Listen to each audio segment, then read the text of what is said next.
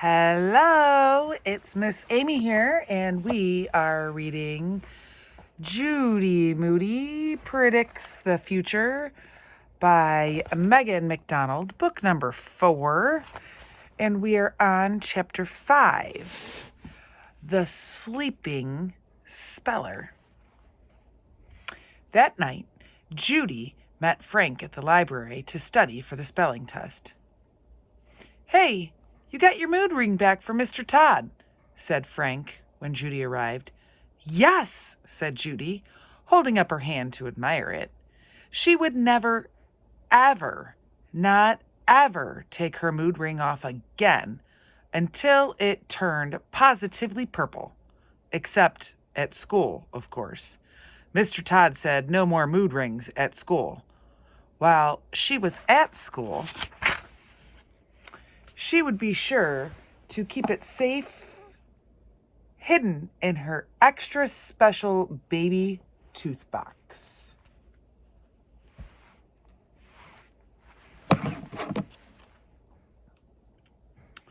"Speaking of Mr. Todd, have you seen the spelling words?" asked Frank. "They are hard, as in difficult. Difficult." Judy looked at the list. Woodbine. What in the world's a woodbine? "Who knows?" asked Frank. Frank went to get a big dictionary. He came back carrying it like it weighed 100 pounds. They opened it on the table. Woodbine.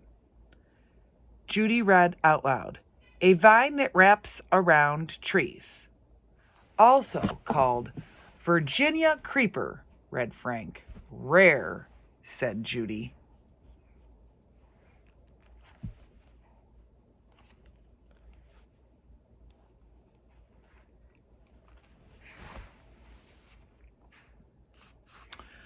"Creepy," said Frank. "I'm tired of studying," said Judy. "Tired? We only learned one word," said Frank. "Let's look at books," said Judy. Frank followed Judy down a long row of high shelves. "Oh, what books are these? It's all dark and dusty. I hope there aren't any Virginia creepy vines around here," said Judy in a spooky voice. Frank found a book with pictures of bones and creepy insides of stuff. "Body parts," he said. Judy went to find the librarian. "What did you get?" Frank asked when she came back.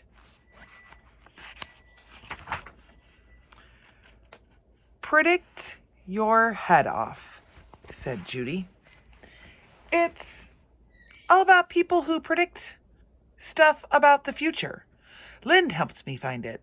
She's the cool librarian with the fork and pie earrings, not the mad-faced librarian." "Hey, it's a big head book. I love those.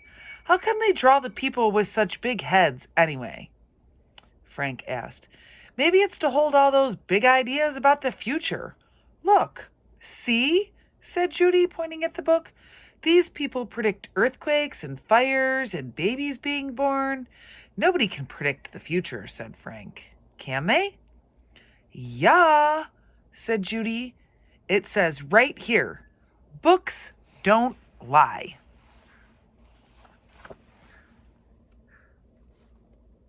And there's Judy and Frank at the library.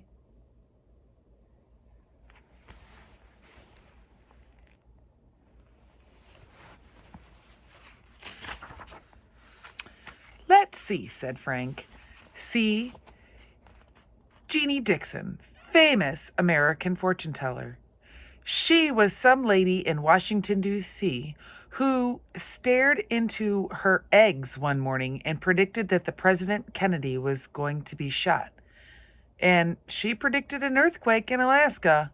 It also said she predicted that Martians would come to Earth and take away teenagers. I wish that would happen to my big sister. If only Stink were a teenager," said Judy.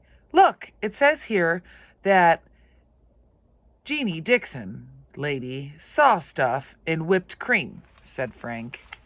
I've seen stuff in whipped cream too, said Judy. Tons of times. Like what? Like chocolate sprinkles, Judy said. And they both cracked up. Hey, look at this, said Judy. This book can help us with our spelling test, for real. No way. Way. See this guy? This bald guy with the bow tie? Yep. It says that he lived right here in Virginia. They called him the Sleeping Prophet. When he was our age, like 100 years ago, he got into trouble in school for being a bad speller. One night, he fell asleep with the spelling book under his head. When he woke up, he knew every word in the book. Rare. I'm still going to study, said Frank. Not me, said Judy, wiggling into her coat. What are you going to do? Asked Frank. I'm going to go home and sleep, said Judy. When Judy got home, Stink was at the door. I don't have to study for my spelling test, she said, and gave him a big fat hug. What's that for? Asked Stink. That's for just because.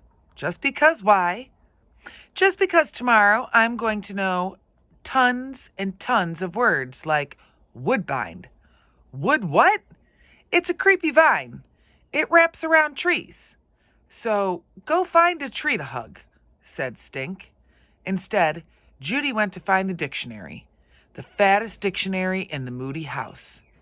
She took it from her mom's office and lugged it up to her room. She did not open it up. She did not look inside. She put the big red dictionary under her pillow. Then she got into her cozy bowling ball pajamas. She pretended the bowling balls were crystal balls. When she brushed her teeth, she thought she saw a letter in her toothpaste spit. D for dictionary. Judy climbed under the covers and leaned back onto her pillow. Youch! Too hard. She got 2 more pillows. At last, she was ready to dream. Even before she fell asleep, she dreamed of being queen of the spelling bee, just like Jessica Finch was one time for the whole state of Virginia. She dreamed of Mr. Todd's smiling face when he passed back the test. Most of all, she dreamed of getting 110%, 0 wrong, plus extra credit on her spelling test.